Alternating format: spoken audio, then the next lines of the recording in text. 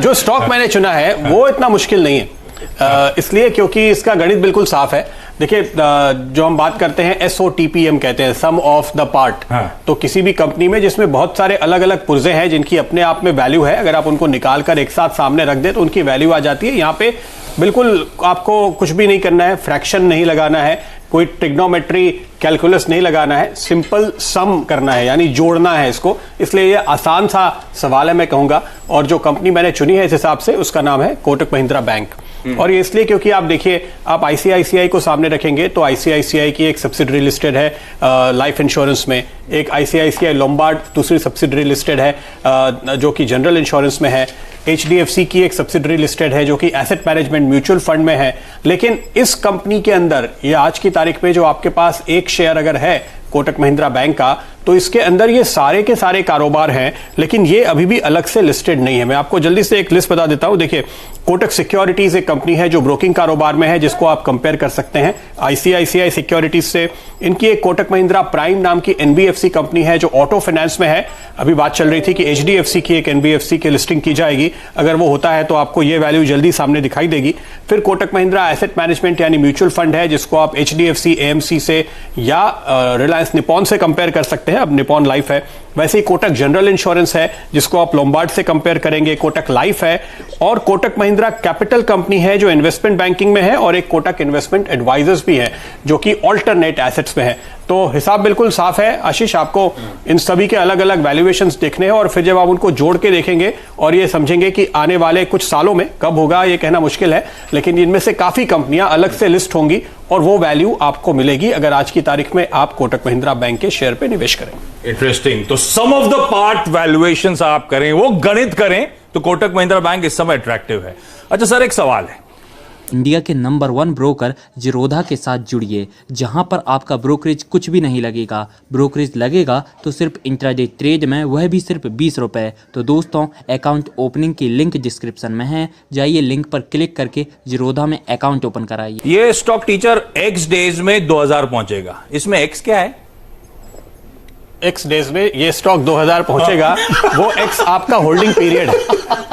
अगर आप होल्ड करके रखेंगे तो जरूर पहुंचेगा। अगर आप कहेंगे कि 10% बढ़ गया, नहीं, देखिए टीचर्स डे पे सबसे बड़ा जो सबक मैं सबको बता रहा हूं, लोग प्रॉफिट नहीं देख पाते, लॉस पे तो सालों साल बैठे रहते हैं, प्रॉफिट हफ्ते भर भी पचता नहीं है। 10% बढ़ गया, बेच के निकल जाएंगे। तो बैठे अगर आप 2000 होल्डिंग पीरियड ही है वो, और जितना आप होल्डिंग पीरियड करेंगे उतना 2 क्यों 3 भी होगा और भी आगे जाएगा। ठीक है, तो मैथमेटिक्स का लेक्चर समाप्त हो रहा है और पहला स्टॉक जो आया है जो गणित के लिहाज से, सम ऑफ द पार्ट वैल्यूएशंस के लिहाज से अट्रैक्टिव है, Kotak Mahindra bank. Note down कर लीजिए। अब जरा टाइम टेबल दिखाइएगा, मेरे ख्याल से केमिस्ट्री क्लास का समय, और हर्षदा मैम नजर आएंगे आपको स्क्रीन पर। ये केमिस्ट्री से कौन सा स्टॉक जोड़ा है मैम आपने? ये बेसिकली वही कंपनी है जो जिसका कारोबार बेसिक केमिस्ट्री और स्पेशलाइज्ड केमिस्ट्री में है, तो ज्यादा सोचने की जरूरत नहीं है। ये वो कंपनी है जो दुनिया की तीसरी लार्जेस्ट सोडा ऐश प्रोड्यूसर है, दुनिया की 6ठी सबसे बड़ी सोडियम बाइकार्बोनेट मैन्युफैक्चरर है और टाटा ग्रुप की कंपनी है, यानी कि टाटा केमिकल्स। और हमने देखा है कि 2020 के साल में केमिकल स्टॉक्स का सबसे ज्यादा बोलबाला रहा, लेकिन इस शेयर पर लोगों ने ज्यादा ध्यान नहीं दिया। और अगर आप बाकी कंपनियों के सामने से की तुलना करेंगे तो यह अंडर परफॉर्मर साबित होगा, क्योंकि सभी का फोकस इससे जो निकलकर टाटा कंज्यूमर बनी थी उस पर था।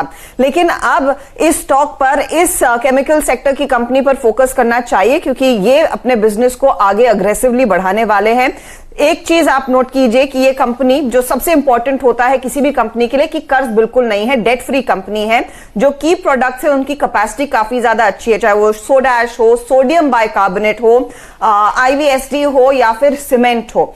अब कंपनी जो है ये टाटा ग्रुप की इंक्यूबेशन सेंटर मानी जाती है, यानी कि जो भी टाटा ग्रुप कुछ नया करना चाहती है केमिकल्स के साथ, वो टाटा केमिकल्स उस पर एक्सपेरिमेंट करती है। और कंपनी का यहां से आगे जो फोकस रहेगा वो इसी बात पर रहेगा कि एक तो अपनी कैपेसिटीज एक्सपैंड करें, उसके लिए अगले 3 सालों में 2100 करोड़ का कंपनी खर्च करेगी।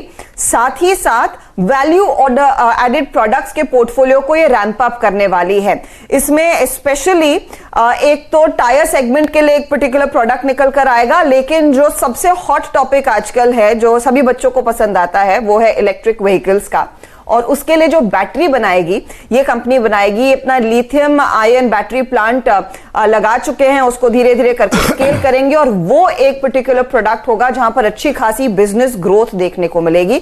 आखिर मैं आपको बता दूं एक और खास चीज इस पर्टिकुलर सब्जेक्ट की टाटा केमिकल्स में, कि इसमें जो शेयर होल्डिंग है, चाहे वो म्यूचुअल फंड्स की हो, चाहे वो इंश्योरेंस कंपनियों की हो या फिर आपके एफपीआईज की हो, 10 से 14 से 17% है। तो काफी तगड़ा इन्वेस्टमेंट यहां पर बड़े निवेशकों ने किया हुआ और ये अब आप देखिए टाटा ग्रुप की कंपनी वैल्यूएशंस अट्रैक्टिव है, यहां से चलना शुरू जरूर करेगी टाटा केमिकल्स। और मुझे याद है केमिस्ट्री, बायोलॉजी, फिजिक्स थोड़ा दिक्कत भरी चीजें थी और केमिस्ट्री तो खास तौर पे रटना पड़ते थे केमिकल फॉर्मूले मुझे। और मेरे साथ वाले कुछ तो इतना इंटरेस्ट लेते थे कि अलग अलग जो सिखाया जाता था लेके आते थे और वो एक्सपेरिमेंट घर पे बैठ के करते थे। टीचर ये सोडियम कार्बोनेट का फॉर्मूला क्या है? इसकी क्लास थोड़ी ना चल रही है, आप पहले फुल फॉर्म याद रखिए, उसके बाद अगली बात ऐसा कहते हैं आशीष की हिस्ट्री केमिस्ट्री बड़ी बेवफा, रात में रटो सुबह सफा। इतने सालों के बाद आप सवाल पूछ रहे हैं। Na2CO3 मुझे याद है, नहीं याद नहीं, लिख के लाया था, मुझे भी पता नहीं था। NaHCO2 तो ठीक है, तो केमिकल्स, केमिस्ट्री में टाटा केमिकल्स वो स्टॉक है। मैं बाद में रिविजिट करूंगा सारे स्टॉक्स। अब आगे बढ़ रहा हूं, थर्ड लेक्चर, थर्ड पीरियड की बारी, और थर्ड पीरियड है बायोलॉजी। और बायोलॉजी की प्रोफेसर साहिबा आपको दीपाली नजर आएंगी। दीपाली मैम, कौन सा स्टॉक जोड़ रही हैं आप बायोलॉजी से और क्यों? 2020 में एक बात तो बहुत स्ट्रांगली प्रूव हो चुकी है कि सबसे इंपॉर्टेंट सब्जेक्ट आपका 2020 का बायोलॉजी है और बायोलॉजी के बिना आपका सिलेबस अधूरा है। बी फॉर बायोलॉजी और बी फॉर बायोकॉन हमने चुना है। कई सारे कारण है इस कंपनी को चुनने के पीछे। 42 साल पुरानी कंपनी है क्योंकि 1978 में बायोकॉन का फॉर्मेशन हुआ था और तब से लेकर जो ग्रोथ बायोकॉन की रही है वो ट्रिमेंडस रही है। हाल ही के अगर आप अर्निंग्स भी देखेंगे तो काफी अच्छे नंबर्स कंपनी ने पोस्ट किए, स्पेशली जो इनका स्मॉल मॉलिक्यूल बिजनेस है या फिर जो रिसर्च सर्विसेज बिजनेस है उसकी परफॉर्मेंस काफी स्ट्रांग रही। कंसोलिडेटेड मार्जिन्स भी 21% के आसपास रहे। और अगर पिछले 5 साल 10 साल की परफॉर्मेंस देखेंगे तो कांस्टेंट ग्रोथ हमने कंपनी के रेवेन्यूज में, मार्जिन्स में देखी है और कंपनी लगातार एक्सपैंड भी कर रही है। हाल ही में कंपनी ने यूएस मार्केट में भी डायबिटीज ड्रग का लॉन्च किया है। माइलन कंपनी का एक लॉन्ग टर्म पार्टनर है जिसके साथ कंपनी की प्लानिंग यही है कि वो फर्दर और एक्सपैंड करेंगे बायोसिमिलर डिवीजन में। जापान, ऑस्ट्रेलिया, यूरोप, इंडिया, कई और की इमर्जिंग कंट्रीज है जहां पर कंपनी माइलन के साथ फर्दर एक्सपैंड करेगी बायोसिमिलर्स रेंज में। कंपनी ने बड़ी R&D टीम भी सेटअप की है ताकि नए मॉलिक्यूल्स को डेवलप करे, क्योंकि कंपनी इन 2 बिजनेसेस पर खासतौर से बहुत फोकस कर रही है, जिसमें स्मॉल मॉलिक्यूल बिजनेस है और साथ ही बायोसिमिलर बिजनेस है। तो इसीलिए इस बिजनेस को और फर्दर स्ट्रेंथन करने के लिए कंपनी ने R&D टीम का सेटअप भी किया है, जिसकी बदौलत एक्सपेक्टेशंस ये हैं कि यहां से जो रेवेन्यूज हैं, जो मार्जिन हैं, वो और फर्दर कंपनी के ग्रो होंगे। तो ये कई सारे कारण है, इसीलिए इस स्टॉक को चुना है। और अगले 2 साल के लिए तो स्पेशली जो बायोसिमिलर का जो कमर्शियलाइजेशन होगा उसका बहुत बेनिफिट कंपनी को मिलेगा। तो बायोकॉन एक स्टॉक है बायोलॉजी डिपार्टमेंट से जिस पर फोकस कर सकते हैं। ओके, चलिए, बायोलॉजी से बायोकॉन जुड़ा है, बिल्कुल सही। और ये वो स्टॉक है जो तगड़े मोमेंटम में अब आया है। खरीदारी करने के यहां पे अभी भी मौके। और इसकी जो CMD साहब हैं किरण मजूमदार शॉ, उनको कोविड हो गया था, अब वो शी इज रिकवर्ड और अब सबसे वो शेयर कर रही हैं कैसे आपको कोरोना वायरस से फाइट करना चाहिए। तो ठीक है, बायोकॉन को रडार पे रखिएगा। अच्छा, अब अगला लेक्चर जरा टाइम टेबल दिखाइएगा, वो है हिंदी का। और हिंदी का मैं सब्स्टिट्यूट लेक्चरर हूं, इसलिए आप लोग कोई एक्स्ट्रा सवाल नहीं पूछ सकते। मुझे पता है सब सवाल बना रहे होंगे तो कोई सवाल नहीं पूछ सकता। मैं सब्स्टिट्यूट लेक्चरर हूं। हिंदी में जो हिंदी से हम लोग जोड़ रहे थे रूरल इंडिया, भारत, तो सोचा एक ऐसा स्टॉक जो भारत से जुड़ी कंपनी हो और उसमें मुझे लगता है स्पेस की सबसे लीडिंग कंपनी। इस समय मार्केट जिस कगार पे खड़े हुए हैं, जिस जगह पे खड़े हुए हैं, मुझे लगता है यूपीएल जैसा दिग्गज जो है उस पर आपको दाव लगाना चाहिए। आप एक तो समझ लीजिए बहुत इंस्टीट्यूशंस की पसंदीदा बेट है। FIIs इस कंपनी में 40% से ज्यादा ओन करते हैं। कुल मिलाकर इंस्टीट्यूशंस की 50-55% के आसपास इस कंपनी में हिस्सेदारी है। और इस कंपनी की तस्वीर बदली जब पिछले फाइनेंशियल ईयर, पिछला नहीं, अब तो पिछले से पिछला हो गया, FY19 में इसने एरिस्टा नाम की कंपनी को एक्वायर करा था, एरिस्टा लाइफ साइंसेज। उसके बाद आज जो कंबाइंड एंटिटी है, दुनिया की 5वीं सबसे बड़ी क्रॉप प्रोटेक्शन कंपनी बन चुकी है। 80% पोर्टफोलियो जो है ब्रांडेड प्रोडक्ट्स का है, जहां से सेल्स आती हैं। 138 से ज्यादा देश ऐसे हैं जहां पर अब इस कंपनी के प्रोडक्ट्स मार्केट किए जाते हैं। 44 मैन्युफैक्चरिंग साइट्स हैं इस कंपनी के पास और 1280 से ज्यादा प्रोडक्ट फॉर्मुलेशंस। एक्विजिशन के बाद इस तरह की तस्वीर बदली है। FY20 कई कंपनीज के लिए पेनफुल या चैलेंजिंग साल था। इसके फाइनेंशियल्स आपकी स्क्रीन्स पर आएंगे। रेवेन्यूज में 13%, इबिटा में 18%, पैट में 38% का उछाल और अरिस्टा की एक्विजिशन पे जो डेट ली थी धीरे धीरे डेट रिड्यूस हो रही है। अब 4,400 करोड़ रुपए FY20 में वो डेट और कम कर दी इस कंपनी ने। ओवर द इयर्स फाइनेंशियल देखिए क्या ट्रेजेक्टरी चेंज हुई है। FY20 में इस कंपनी ने 20-21% के मार्जिन क्लॉक कर रहे थे और आने वाले सालों में मैनेजमेंट गाइडेंस है मार्जिन जब ब्रांडेड पोर्टफोलियो का ट्रैक्शन बढ़ रहा है 23 से 25% की बैंड में अब इसके मार्जिन जाते हुए नजर आएंगे। एग्रोकेमिकल स्पेस में ह्यूज प्रोस्पेक्ट्स हैं और कहा जाता है कि कई सारे प्रोडक्ट्स अगले 5 सालों में ऑफ पेटेंट होंगे और उसका बहुत बड़ा मार्केट शेयर यूपीएल के पास आना है, उसका बहुत फायदा मिलना है। अच्छा मॉनसून हमारे यहां पूरे साउथ ईस्ट एशिया में उसका फायदा मिलना है। रूरल थ्रस्ट हमारे यहां है, ग्लोबली देखने को मिल रहा है और सबसे इंपॉर्टेंट भारत में मॉनसून खराब हुआ, कंपनीज की हालत खराब जो रूरल फोकस वाली रहती हैं। इस कंपनी ने एक्विजिशन के बाद इतना ब्यूटीफुल ज्योग्राफिकल डाइवर्सिफिकेशन करा है, वो आपकी स्क्रीन्स पर आएगा। कैसे अमेरिका से, कैसे India, Europe, Latin America, rest of the world से ऑलमोस्ट इक्वल प्रोपोर्शंस में अब इसके रेवेन्यूज आते हैं। ये देखिए किस तरह की अब वो ग्लोबल कंपनी बन चुकी है। तो अगर आपको स्पेस पे दाव लगाना है, रूरल थीम और मेरे लिए तो हिंदी, तो यूपीएल वो कंपनी है जिस पर आप दाव लगाएं। वाह, घंटी बज गई है, लंच टाइम हो चुका है। लंच टाइम के समय तो टीचर एक एक्स्ट्रा वर्ड बोले तो कोई सुनना नहीं चाहता। तो ब्रेक ले लेते हैं, ब्रेक के उस पार बाकी के क्लासेस को रिज्यूम करेंगे। यदि आप लोग बाजार में ट्रेडिंग या निवेश करते हैं और अभी भी ब्रोकरेज के नाम पर अपनी हजारों रुपए बर्बाद कर रहे हैं तो अब बदलिए और देश के सबसे अच्छे, बड़े और सबसे भरोसेमंद ब्रोकर जिरोधा के साथ जुड़िए, जहां पर आपका ब्रोकरेज कुछ भी नहीं लगेगा। ब्रोकरेज लगेगा तो सिर्फ इंट्राडे ट्रेड में, वह भी सिर्फ 20 रुपये। और दोस्तों साथ ही आपको बता दूं कि यहाँ पर अकाउंट ओपन कराने के लिए आपको अपना POA यानी कि पावर ऑफ अटॉर्नी देने की कोई आवश्यकता नहीं है, जिसका उपयोग करके हाल ही में देश के एक बड़े ब्रोकर ने 2000 करोड़ का घोटाला किया। तो दोस्तों अकाउंट ओपनिंग की लिंक डिस्क्रिप्शन में है, जाइए और लिंक पर क्लिक करके जिरोधा में अपना अकाउंट ओपन कराइए। यतिन आपको आपकी स्क्रीन पर नजर आ रहे होंगे, टाइम टेबल दिखाइएगा। मेरे ख्याल से इंग्लिश लेक्चर का समय है और यतिन जुड़ रहे हैं उसके लिए। यतिन हमारे इंग्लिश के प्रोफेसर साहब हैं। प्रोफेसर साहब, कौन सा स्टॉक है आज जो आप इंग्लिश से जोड़ रहे हो? देखिए आशीष, इंग्लिश की अगर आप बात करें तो काफ़ी सारी ऐसी कंपनियां हैं जो एक्सपोर्ट मार्केट्स पे फोकस करती हैं, विदेशी मार्केट्स पे फोकस करती हैं, यूरोप और अमेरिकन मार्केट्स पे फोकस करती हैं। तो कहीं ना कहीं इनका जो रिलेशन है वो इंग्लिश की तरफ हो जाता है। मैं जो स्टॉक बताने जा रहा हूँ वो है वेलिएंट ऑर्गेनिक्स। और आप फॉर्चुनेटली कहें आज कंपनी ने एसएमई से माइग्रेट किया है मेन बोर्ड पे।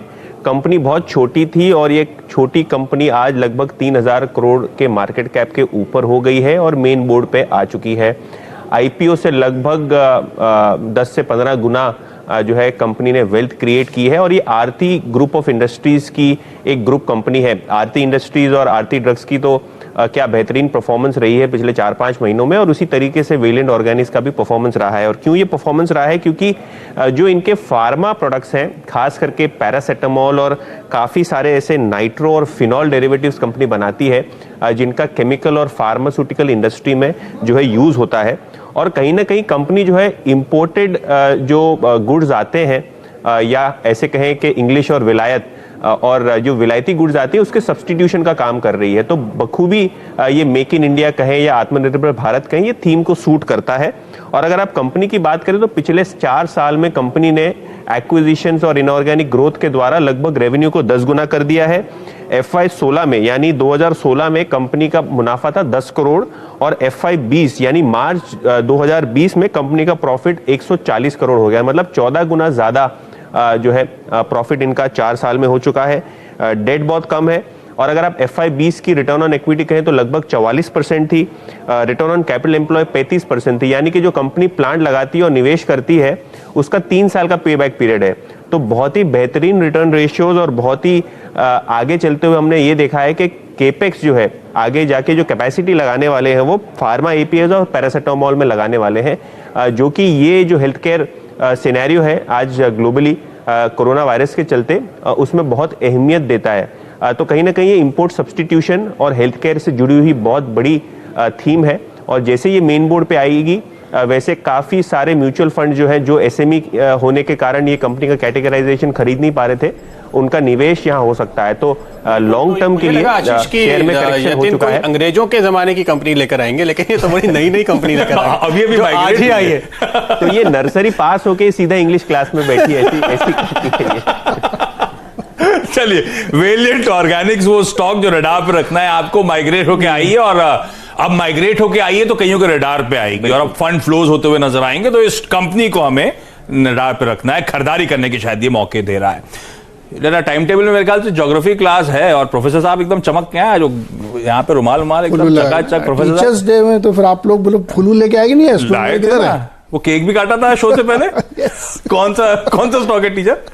देखिए, मेरा स्टॉक जो है ना वो दुनिया भर में कामकाज करता है, और इसलिए हमने उसको चुना है। उसका नाम है टाटा कंज्यूमर। और हर्षदा चूंकि हमेशा लेट हो जाती है तो 2-3 चैप्टर उसके हमने अपने उसमें ले लिए हैं। अच्छा, हमेशा लेट, वो भी हम पढ़ा देंगे।